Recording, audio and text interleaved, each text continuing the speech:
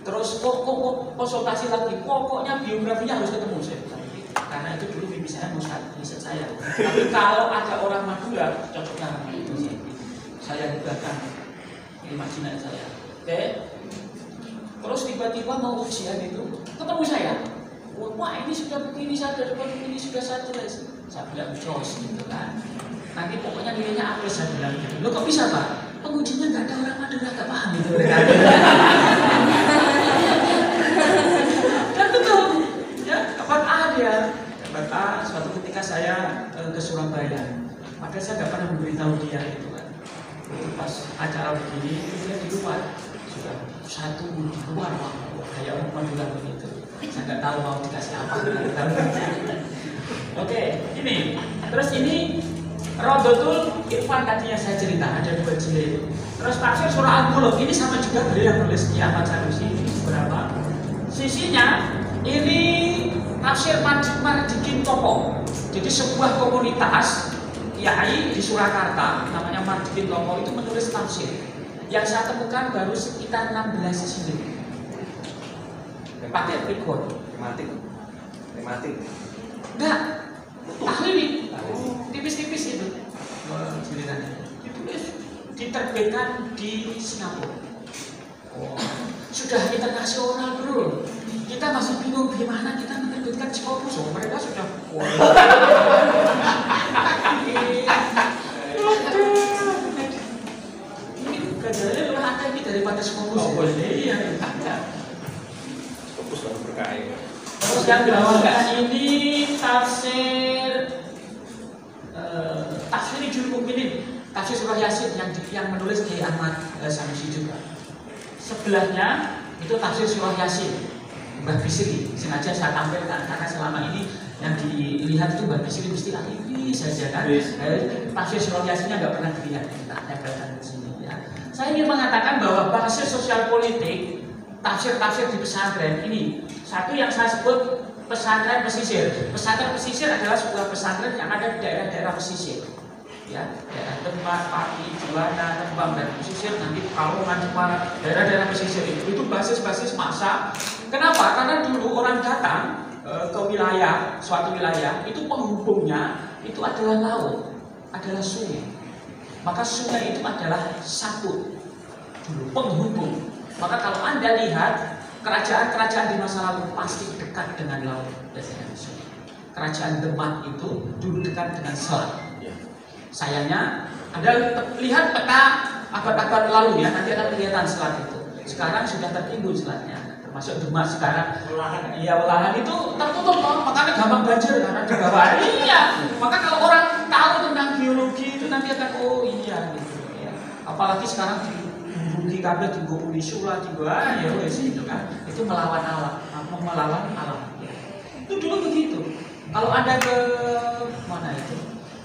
Kerajaan Syam itu laut sungainya itu malah di depan dekat sekali, paling berapa meter gitu, asik sekali sungainya.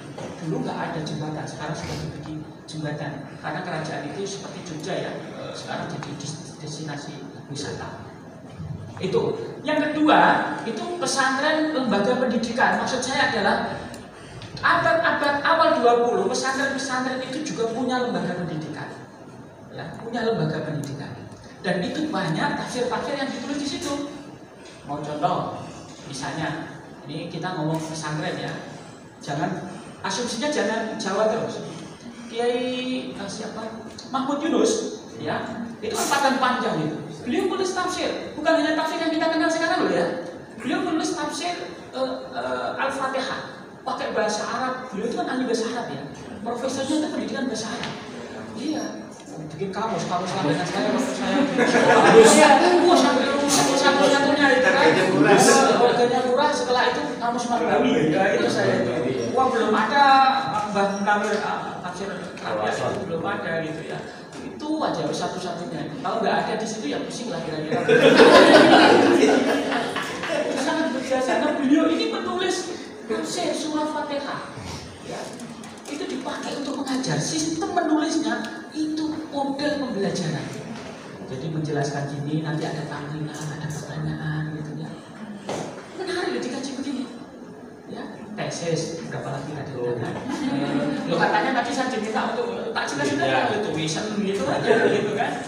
Itu keren itu, ya keren.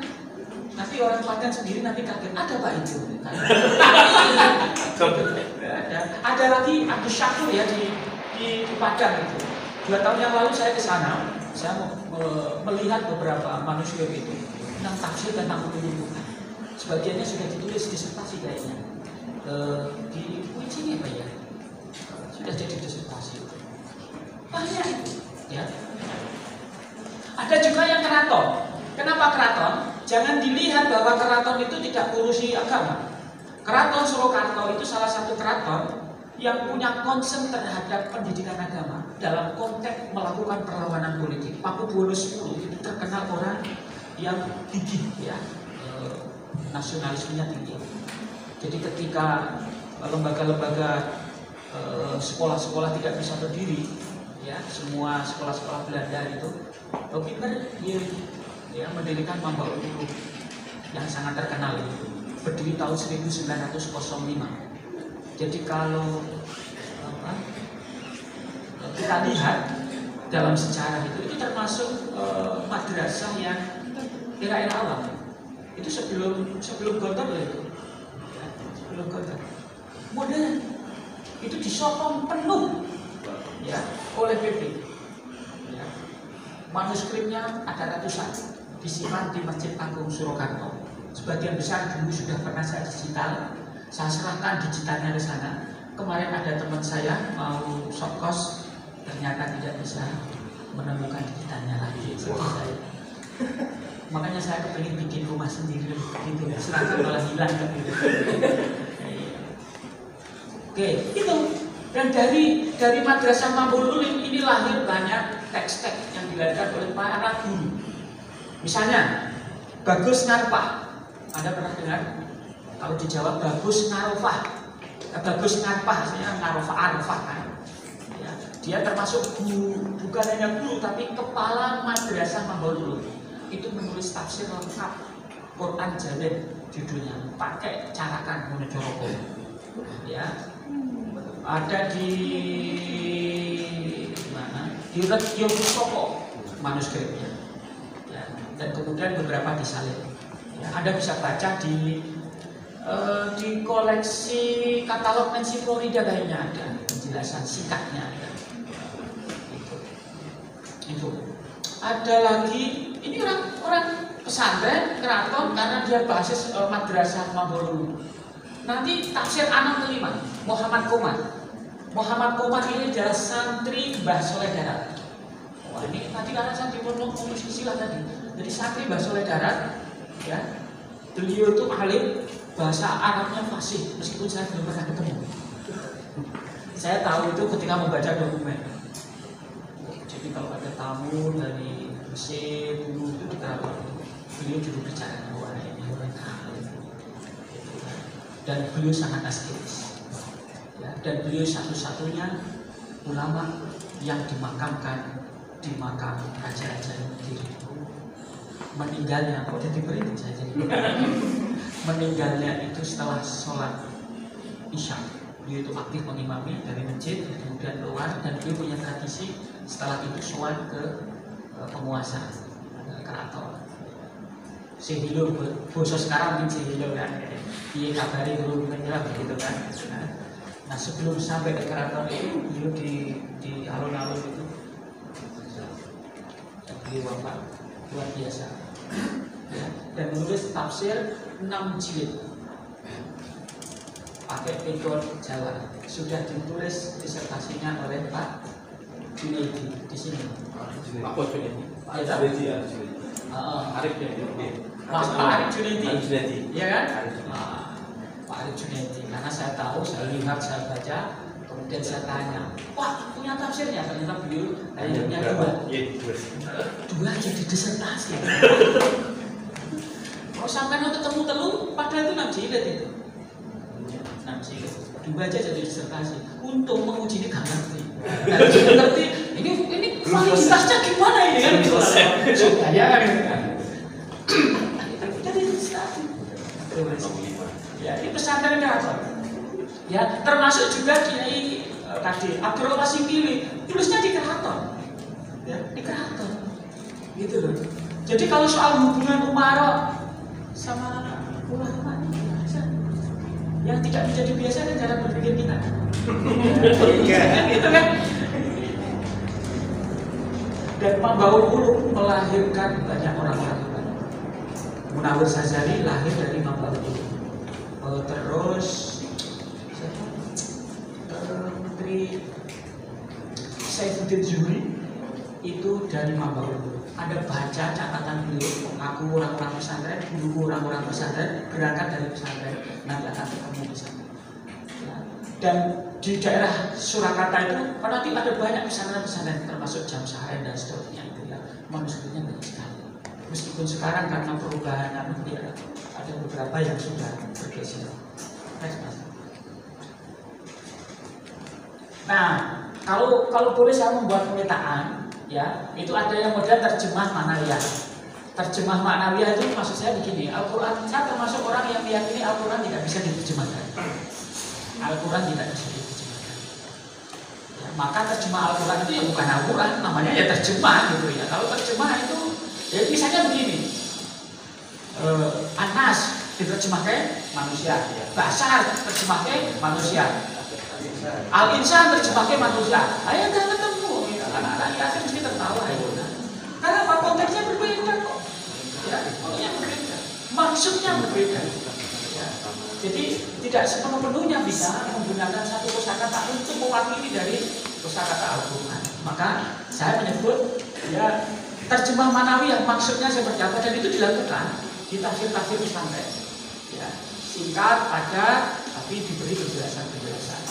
Yang kedua itu komentar di catatan kaki, ya, di catatan kaki. Misalnya Al-Ibris itu sebetulnya kan begitu. Setelah diberi makna, ya, makna dulu kan ada catatannya kan, ya, kanan kiri, ya, kias kalau dalam riset teologi. Tapi ada juga yang pendekatan luas. Itu misalnya Faidur Rahman, Kiai Soleh Darat, ya, itu bagi saya tafsir yang sangat keren itu. Ya, saya sampai sekarang kok saya belum menemukan yang utuh gitu. Itu kan dua jilid. Iya, kalau yang jilid dua nggak utuh. Ada beberapa itu kalau utuh ini bisa diambil aksara atau ditulis ulang, itu sangat bermanfaat. Keren menurut saya tafsirnya. Yang ketiga, yang keempat itu terjemah kitab tafsir. Jadi kitab tafsir diterjemahkan. Ya, terjemah Jalalain begitu, itu terjadi loh. Ya, di beberapa pesantren. Ya. Misalnya Mbah Misbah Zainul Mustafa, adik Mbah Bisri, itu kan menerjemahkan. Ya, menerjemahkan. Nah, ini kalau kita lihat dalam konteks sekarang ini akan berkembang lagi, bukan hanya ini. Ya, nanti ada tafsir di media massa, orang pesantren yang nulis. Ya, orang pesantren banyak. Nanti ada tafsir tim orang pesantren Al-Muntoha, ya Mas. Ya, itu tim di namanya aja Mbah Mun diabadikan dari situ. Itu. Next, Mas. Nah, ini saya kira yang perlu kita menjadi basis kalau mau riset ya. Saya setidaknya ingin memperlihatkan ada 3 hal penting ini. Satu, di dalam tafsir pesantren itu ada proses interaksi, ada resepsi yang bersifat dialektis. Ya, di dalam konteks menulis tafsir. Dan kedua, budaya Jawa, nalar Jawa itu masuk. Nanti akan saya tunjukkan. Ya, contohnya. Next Mas, biar cepat. Nah ini. Nah, yes.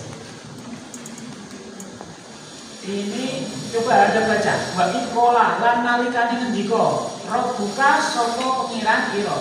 Jadi kata kola diterjemahkan ngendika. Wa minan nasi lan seweneh para manusa man ana mayakulu ana kang celatu. Kata kola beda loh. Kalau tadi ngendika sing isor celatu. Kenapa itu terjadi? Ada proses resepsi dari kebudayaan orang Jawa masuk di dalam ketika dia menjelaskan, memahami Al-Quran. Karena yang pola ini Allah gitu ya, jadi untuk itu. Padahal di dalam Al-Quran tidak ada cara berpikir begini kan, kelas begini gitu ya. Tapi ini terjadi ya, celatu ini kasar Mas ya. Kasar. Tapi nanti ada kiai yang lebih kasar lagi, tapi tidak di sini. Ini tafsir lisan ya, dua pola nasi bacot, orang bacot cukup cukup. Iya, saya pernah mengaji begitu, cukup gitu kan. Itu untuk mengekspresikan bahwa orang munafik itu, orang musyrik itu perannya buruk, sehingga sama dengan segawon kira-kira begitu. Jadi cukup itu terjadi ya. Sayangnya tidak ada rekamannya, jadi saya bisa cerita. Oh, berkali-kali saya mengaji. Nanti saya cerita siapa kiainya, terus sampai mingguan dapat lagi. Oh, itu masih terngiang-ngiang saya itu kan, terngiang-ngiang. Kira-kira nih ditulis nganggo pegon iya aja gitu. Cukup ya, gitu kan.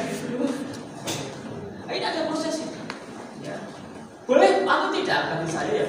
Ini bagian dari cara orang Jawa justru mengekspresikan nilai-nilai di dalam Al-Quran.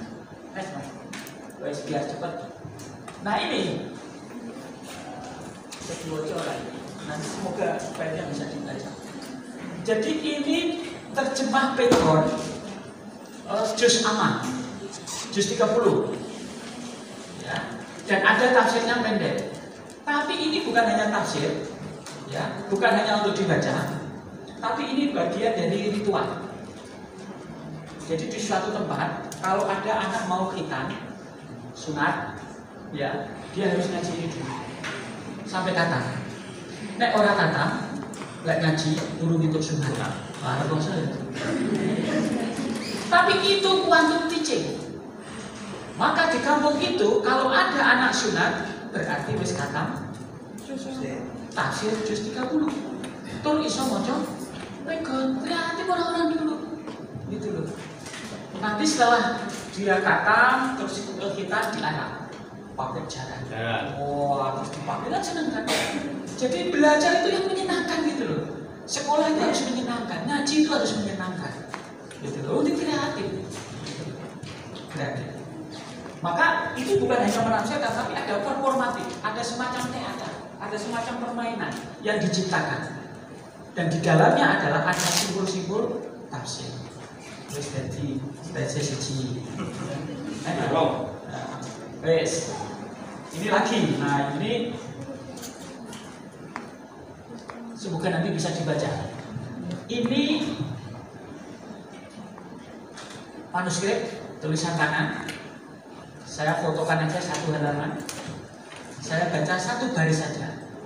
Ya, pasti nanti tidak ada sumbernya kira-kira. Ini tafsir dari mana? Alhamdulillah diterjemahkan badan. Lillahi yaitu Allah, maksudnya lillahi ati. Rob nyawa. Cari kamus apapun ora ono. Dan hanya ada di pesantren. Mungkin ini kalau dibaca oleh orang karangan-karangan skripturalis ya tapi gitu langsung gitu. Bagaimana bisa menjelaskan ini? Harus mengetahui cara berpikir orang Jawa. Nah, orang ngerti Jawa dalam pengertian cara berpikir susah menjelaskan ini. Kenapa? Karena tadi dia sudah meresepsi, memasukkan, mengambil dan kemudian memasukkan, ada proses dialektika di dalamnya terkait dengan makna alhamdulillah dan roh.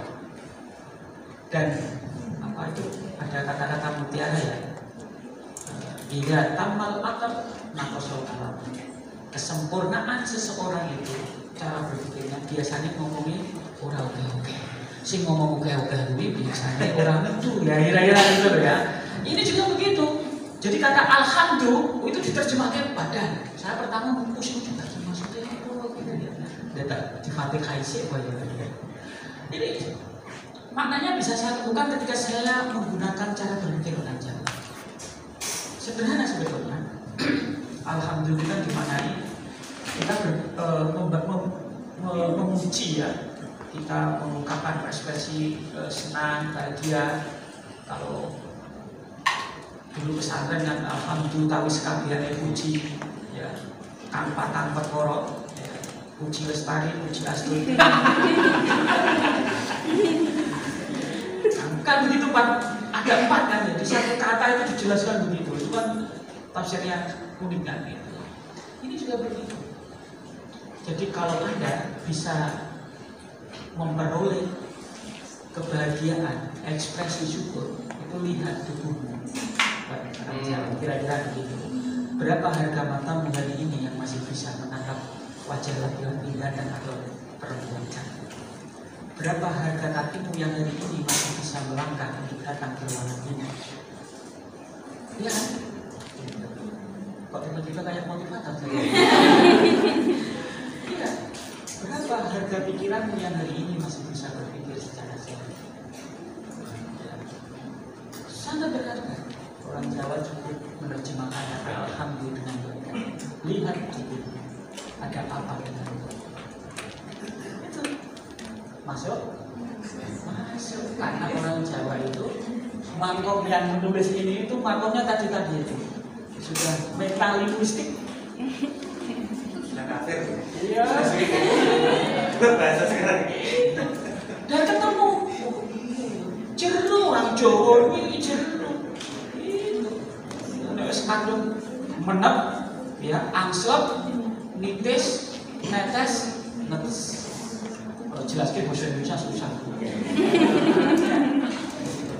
Lillah ati. Nek kepen ngerti ketemu karo Gusti Allah gampang, buka kok atimu si ati beres. Oh Jawa. Ayo ketemu dengan tasawuf aja, Pak. Cukup kasih terjemah. Rasa dalil tafakkaru.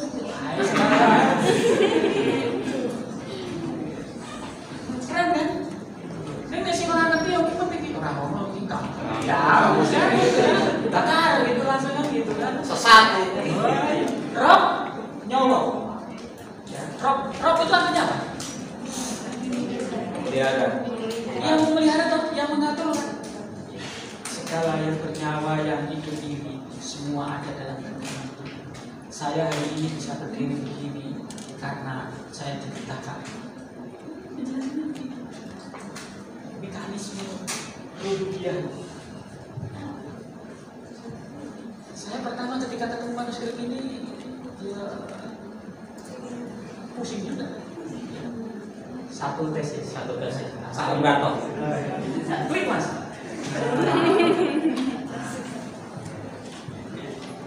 Karena diminta untuk memberikan itu penelitian ini sebetulnya kalau mau bikin peta, mau penelitian tak bikinkan peta pendek bisa dilihat ya ini sudah nanti dibaca sendiri. Saya kira saya mau lihat di mana ya. Itu ya. Saya kira selesai itu saja ya. Terima kasih, terlalu lama saya berbicara sampai jam 11. Belum nimang foto ini mau jelasnya bro. Apa? Iya, nyungsep kan? Apa moto? Nah, Moto sasar atau ya? Obah mama. Ya obah itu apa artinya obah itu? Bergerak. Ya bergerak. Mama mangan. Bukan. Bergerak. Ini Quran sekali loh. Wa ma min dabbatin fil ardi illa 'alallahi rizquha. Yang dijamin rezekinya oleh Allah adalah mereka yang bergerak. Bukan hanya fisiknya, tetapi juga kesadarannya, rohaninya, cara berpikirnya. Oh itu, ya sekarang kan penafsirannya begitu kan. Maka dari ruangan yang sempit ini akan saya ubah dunia. Kira-kira itu kan. Itu zaman 90-an Mas, ruang itu kan. Ketika sudah ubah itu akan mamah itu apa? Ada asupan menghasilkan dan nanti akan didiskusikan. Maka bergeraklah kamu, pikiran kamu. Disertasi tesis ganti. Benar. Selama mau bergerak. Ngomong pikir-pikir yang susah ya Pak, susah. Iya, itu namanya apa kalau dalam psikologi namanya apa itu? Apa itu? Overthinking atau apa itu istilahnya ya? Iya. Jadi saya gitu ketika jadi dekan itu stres saya lihat ya kampus ruangannya aja orang Saya itu ngurusin banyak orang ya, dari yang senior, junior, baru ikut urusan kekuasaan begini. Dan saya menghadap ruangan kayak orang Jawa, tak mati cukup. Di depan kemudian saya pasang tadi Mulat Sari Roham Rosawani Melu Handan Beni dan Melu Hamur bisa tulis itu. Jadi ketika saya masuk saya selalu menatap itu untuk diri saya sendiri. Setelah itu saya setiap kali ada pertemuan saya jelaskan. Terus sebelah kiri itu ngelmu kala konekkan tilaku. Itu dari serat apa mas itu mas? Ya, itu dari serat Ulangran, nanti Anda bisa lihat di situ. Tak pasang kakean dalil nih karena tahu nyambut gawe modal kira-kira gitu kan. Itu tak pasang begitu serat. Terus saya kemudian harus belajar tentang RKA. Saya harus tahu akun, saya harus tahu angka-angka. Itu saya harus tahu detail. Saya harus adil sejak dalam pemikiran. Wah, semua iyo, dikai amanahnya nambah teman. Wah, dan alhamdulillah 2 tahun bisa lumayan ada perubahan gitu ya. Kemarin Fakultas Sosiologi dan Dakwah itu dapat 11 penghargaan dari rektorat.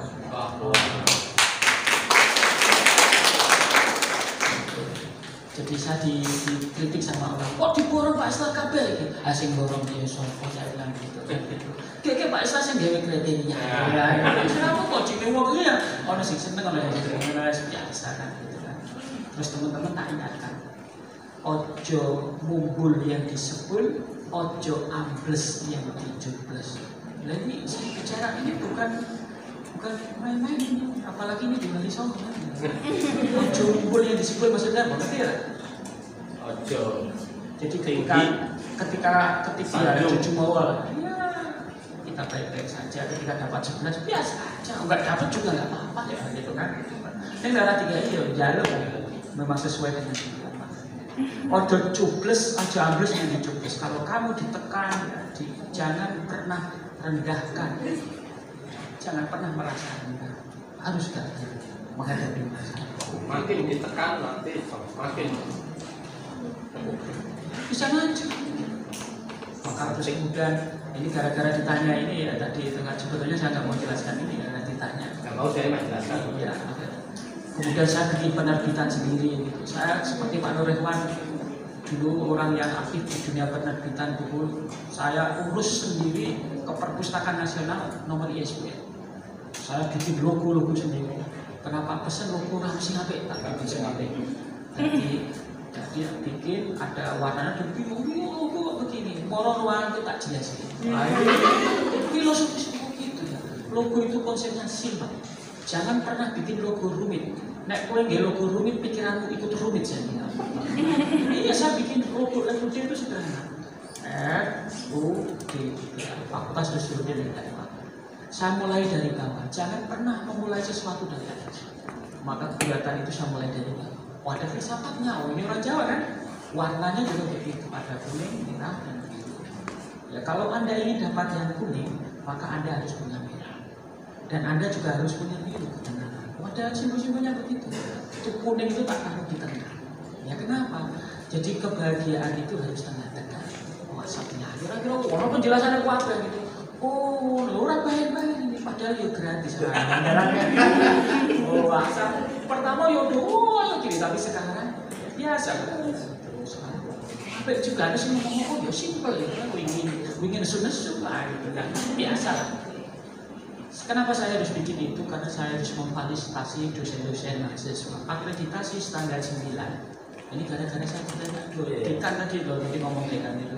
Salah satu yang dibutuhkan itu di C9 itu luaran mahasiswa.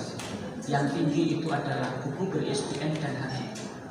Ya, maka di tahun ini setiap prodi saya fasilitasi 2 buku teras dan 2 HI.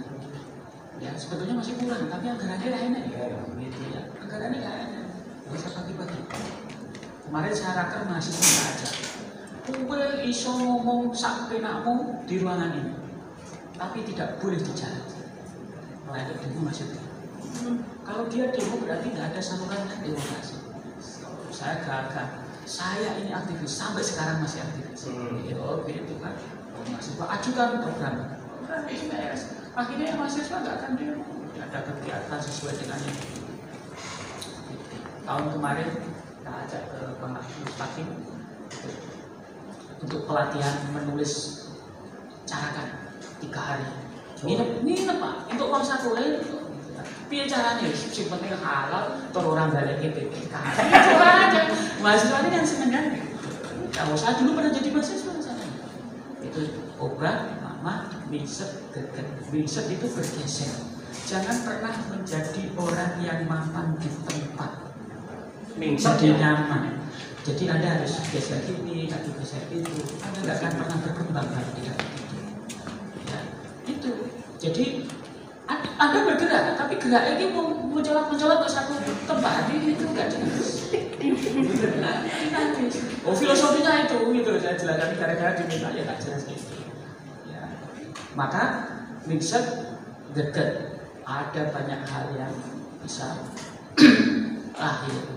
Dan itu yang saya jadikan moto ketika saya memimpin. Mungkin dianggap orang gila nggak salah. Kalau saya Kusuruddin wah aku sini foto nih orang marah karape gitu kan. Terus saya lihat, saya hitung RKM. Kemarin ada asesor datang kaget. Dulu saya datang ke sini nggak begini Pak. Iya, yang abadi kan perubahan. Saya bilang nggak tahu asesornya. Saya bikin ruangan naga ini itu karya-karya dosen tak tempel semua. Biar kelihatan. Kalau jelek memalukan kan kira-kira begitu, kalau bagus nanti hilang gitu kan. Itu wajar itu kan, karena memang buku tidak tertutup saya tak sediakan terbuka. Kenapa? Biar dibaca. Buku bukan untuk dipamerkan, untuk dibaca. Saya diprotes sama Pak Kabiru, lah buku kok begini nanti diambil orang, itu malah bermanfaat, saya bilang begitu. Nah itu pencuri buku itu bagus, bagus, itu kan. Udah pasti yang dibaca, kemungkinan kedua yang jelek dijual kan gitu. Nah, itu strategi itu. Itu mas namanya mingset deket. Sebetulnya tambah lagi seneng susah bareng-bareng. Ojo nek seneng dhewean, nek susah ngajak bareng-bareng. Akeh tunggale. Gitu loh. Maka pemimpin itu jangan seperti kusir pedati yang dipegang, memegang kendali terus mencuci. Jangan pernah seperti itu. Orang Jawa tidak mengajari itu. Ing ngarso sang tulodo tuturi handayani ing madya ojo diwale. Ya. Tuturi anggape sing mburi apa. Sudah diajarkan. Jawa memberikan inspirasi banyak hal kepada kita. Dan saya hanya mengambil percikan-percikan kecil itu yang saya pakai. Termasuk juga dalam dunia ini akan gitu. Ya saya dianggap begini begitu ya apa gitu, nggak mengikuti nggak apa-apa gitu aja, fokus ke situ. Ya, ke situ. Suatu saat akan kelihatan. Terima kasih, malah kayak motivator. Luar biasa, kasih tepuk tangan yang meriah untuk beliau.